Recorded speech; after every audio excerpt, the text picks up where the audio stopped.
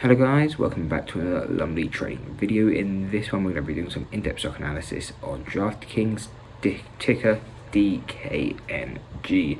Reason for this is, as we can see on Friday, it has now closed up 5.5%, so it may get some eyes drawn towards it.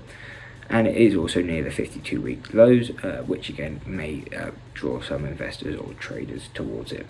So to get straight into it, we usually start off on the clean daily chart, so we can see is there any gaps that need to be filled. We tend to use these as price targets and not so much as entries. But looking actually at the chart, we can't really see any obvious or very clear gaps, and that's the only thing we like. We only like to use very clear and obvious gaps, because then whether you look for gaps or not, they stand out to all traders. So we're not really actually going to be able to get any gap fills. But now we will go on to then the standard deviation chart, so we can see where our deviations are telling us that low risk buy zones and also good areas to be locking in profits, and also where stocks are most likely going to reverse. And as we can see with DraftKings right now, is we are currently hovering on the first deviation on both the 4-hour and the daily. Now, two things with this. As you can see, firstly, we've been hovering on it for quite a while now, a few weeks, maybe even a month. Firstly, this is usually a bad sign on a long buy side.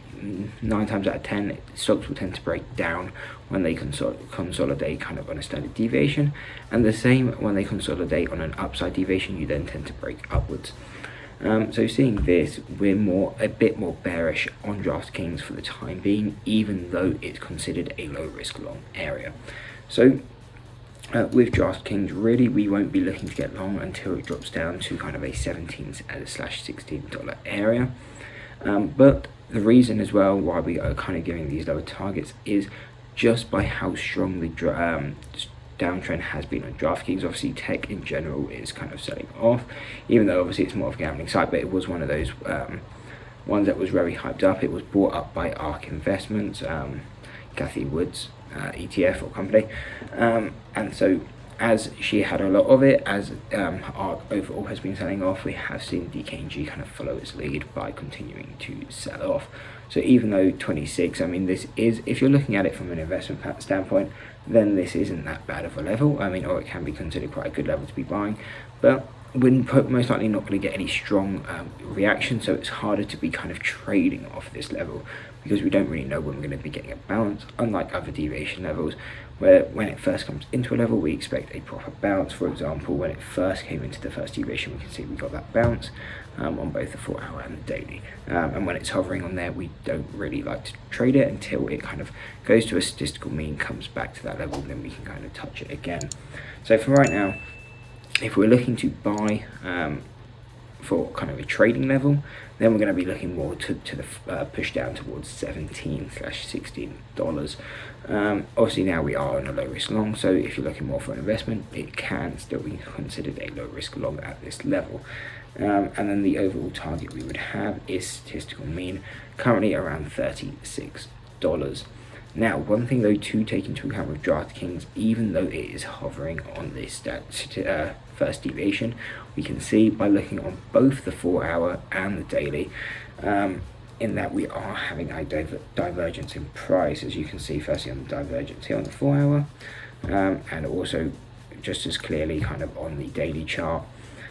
We are going lower, the price is going lower, while the RSI is going or making lower highs. What this does tell us is obviously that the downwards momentum is getting weaker, which could signal an upward move. So that is one thing as well. If you are looking, or you can have wider stops, whether that means you're maybe using options, so you're just waiting, you can kind of go through the times, or you just tend to have wide stops, then this could be considered a good level. But overall, our final targets are still going to be statistical mean of around $36. The reason we use statistical mean as a final target is that when stocks come into a statistical mean, that's where they are trying to reverse to, or always try to contract back to that level. So once a stock is out there, it could go up, but it could also go down just as easily. You'll be waiting on some unpredictable news. Most likely it doesn't tend to be more of a technical pattern, but instead a fundamental reason. But again, if DraftKings does break through that 36 level and you are still in the stock, or you're looking to kind of reverse your position and start looking short, then that's when we would start using these upper deviation bands at 45, 47, 55, 58. And 64 and 69 are going to be the key levels that we're looking for to either lock in profits if you're long, or get short if you're looking for, well, to get short bias on the stock. And on DraftKings, being a more short bias stock, it could provide some good trades. And the reason we say it's short bias is because looking very clearly at the chart, first you can see whether you got standard deviations or not, that it's been a strong downtrend. I mean, we are at the 52-week low, and you can just see that overall it has been downtrending for the past 180 days and a year. But when you see the deviations facing downwards, we prefer to get short because they tend to have a high probability, and it's the exact same with stocks. When they have the year of going up, they tend to bounce stronger than if you're trying to short them. For example, a great example with this is always Costco. Right now, that's been very strong to the upside, and you can see, well, actually it's now moved, but occasionally we have touched this first deviation, and it's still kind of continuing up. It wouldn't have provided a great short area, and I think Tesla recently came down to its first deviation on the 4 hour, and as you can see, as the deviations are facing upwards, we prefer to be more long bias on these levels, whereas as you can see, when Tesla comes into the first deviation on the upside, it tends to just break through. We can still trade them short, but again, it's just less probability, so we tend to, or we like to trade in the direction of the standard deviation channels are pointing, because it just adds to our win rate.